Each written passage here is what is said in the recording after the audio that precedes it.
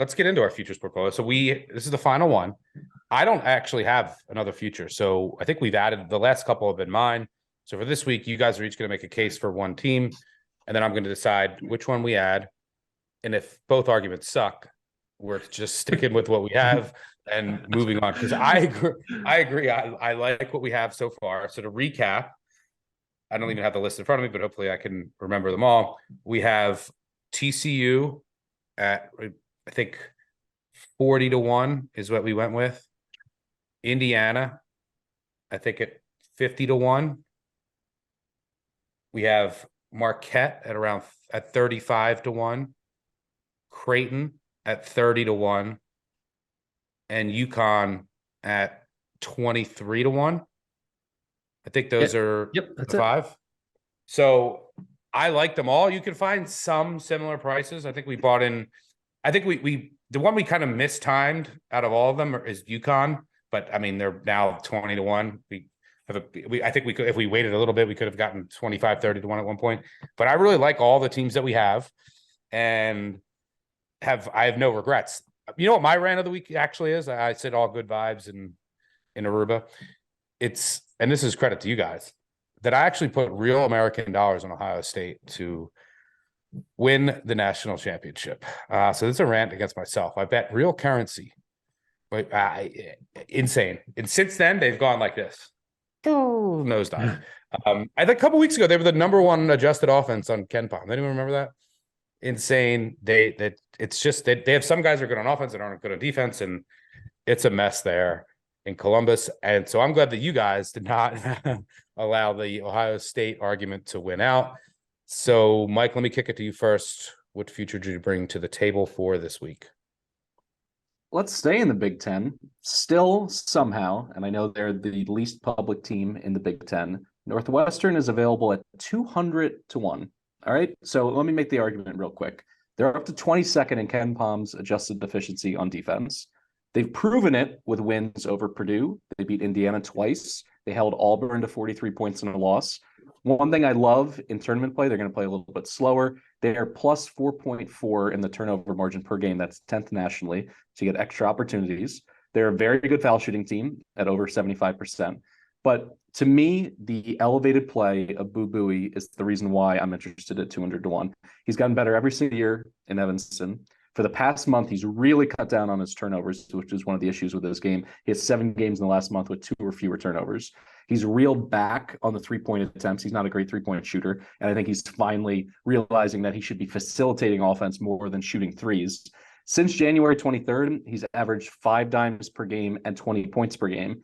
There's only 3 players in the entire country in major basketball power programs who've done that. Kendrick Davis at Memphis, who's electric, and Jalen Cook at Tulane, and then Boo Buie. So when I look at the combination, how high can they rise if they make a deep run in the Big Ten tournament? Can they get to the 5 line, the 4 line? 4 line's probably out of the picture. But if they're a 5 seed, we've talked about this ad nauseum on this podcast, that the 1s and 2s are very vulnerable. I got a great defense. I got a team that's proven their ceiling by beating the number 1 team in the country and beating an incredible Indiana offense, both at home and in Bloomington. And I have a point guard that I really believe in. So Boo Buie, for me, pushes me over the finish line. I'm going to go with the Wildcats at 200-1. Well, during that very thorough case, I could feel, without even looking at the camera, I could feel BJ rolling his eyes. So he gets to go second, and it's his last chance, the last opportunity of this season to potentially stay in the Big Ten. And ad is Iowa Hawkeyes. BJ, are you going Iowa or elsewhere? I'm gonna go elsewhere. I can't do it. Their defense is so bad, and if you can't make a shot, then it just becomes very, very bad, as you saw against both Wisconsin and Northwestern. No, I am going to go, and I'll be honest, I don't even really like this team, but I think the price. Way to start out the argument. Yeah, a very strong intro. But this team is sitting. I actually hate this team, but here we go. This team is sitting at 23-1 right now. They're going to be a 2 seed in the NCAA tournament, and they might just win the Big 12. How about the Texas Longhorns at 23-1? They're 12th in adjusted offensive efficiency. They're 30th in adjusted defensive efficiency, but If you look at shot quality, they actually have them fourth in their adjusted defensive efficiency metric. They're a top 5 team in defending in transition. They're a top 100 team in defending in the half court. They're top 40 at defending at the rim. They turn opponents over, a top 20 around a defense. And what I love about Texas right now is their offense hasn't really become one-dimensional, which I think sets them up well for a tournament like this. They had a lot of shots coming from the mid-range, at the rim. They're very effective at doing both of those. We're shooting 44% on mid-range shots, 62% on shots at the rim. And they're also shooting 35% from the three-point range. I know Chris Beard isn't the coach anymore, but they have been doing just fine without him. And this is a team that's made up of, per Ken Palm's D1 experience metric, they're the 7th most experienced team in the country. So if there was ever a group that could overcome something like losing your head coach in the middle of the season, it's a team like this. And if you look at the odds right now, even Kansas is one of the favorites. Texas is 1.5 in efficiency differential behind Kansas, and they're essentially double the odds right now. And let's not forget, this is a Texas team that got up to number 2 in the country during the non-conference schedule. They have wins, albeit they are at home, over both Gonzaga and Creighton. And if you look through all their losses, they've only lost to one team out of Ken Palm's top 20, and it was Texas Tech on the road. They do have Baylor on the road this weekend. Then they follow that up with TCU on the road. I understand that this is probably not the time to buy them, but the flip side of that argument is those lines are probably going to be pretty short. It's probably going to be, I'm guessing Baylor's going to be a 4-point favorite. TCU probably a 1 or 2 point favorite.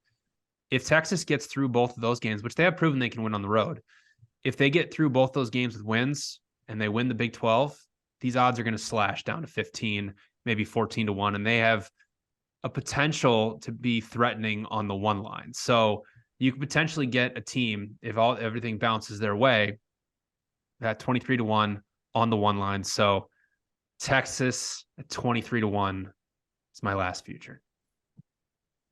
All right. It's not, I would say from an argument standpoint, just the construction of the argument, Mike, you win.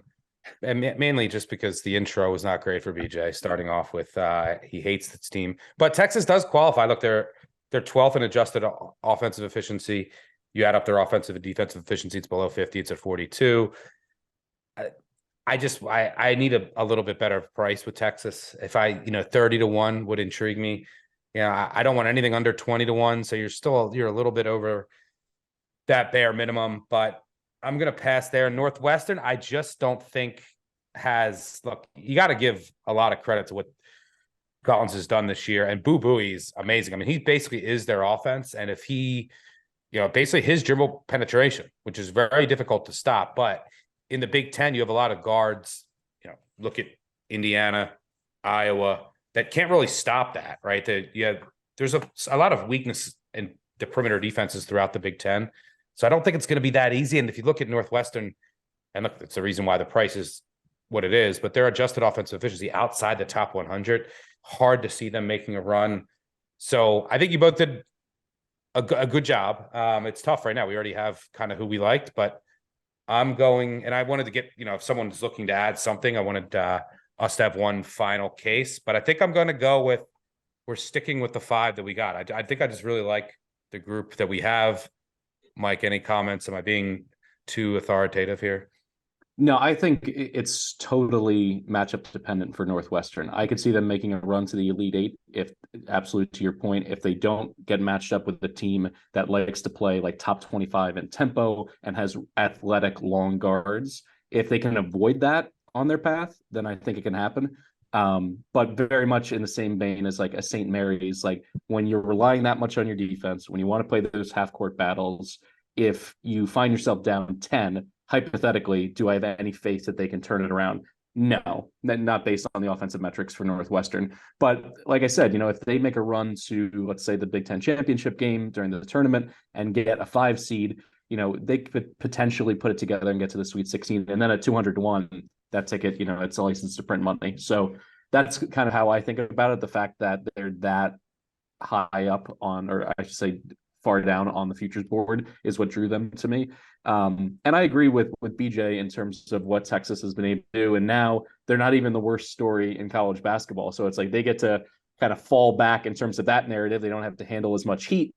They've already proven it for months now without Beard. And then finally, in the same way that I like how Boo Booey's playing leading into the tournament, Marcus Carr has really gotten it together and has not turned the ball over and not been a liability in that regard, really in like the last 6 weeks. So if you believe in my argument on Boo Booey, then I think you should also believe in Marcus Carr at this point. Yeah, PJ, are you okay with going with the 5 that we have? Yeah, no, I'm perfectly okay with it. And I think if you're somebody like, obviously for podcast purposes, if we want to bring a future, I wanted to bring a future forward. But if you're somebody who potentially wants to buy Texas, it doesn't hurt to take a chance and let's see what happens in these 2 road games against Baylor and TCU. Because if they lose both of them, I still think Texas is, one of the, like we already mentioned, they're, below 50 in efficiency. So if you want to take a chance on that, like, that you could potentially get them at 30-1 if they lose both those games, because it really won't matter. It might drop them to a 3 seed, but again, in this type of environment, in this NCAA tournament, it's not going to matter. So yeah, no, I agree. I like the 5 that we have. And I think that we've kind of picked out the best teams from that mid-range going into the tournament.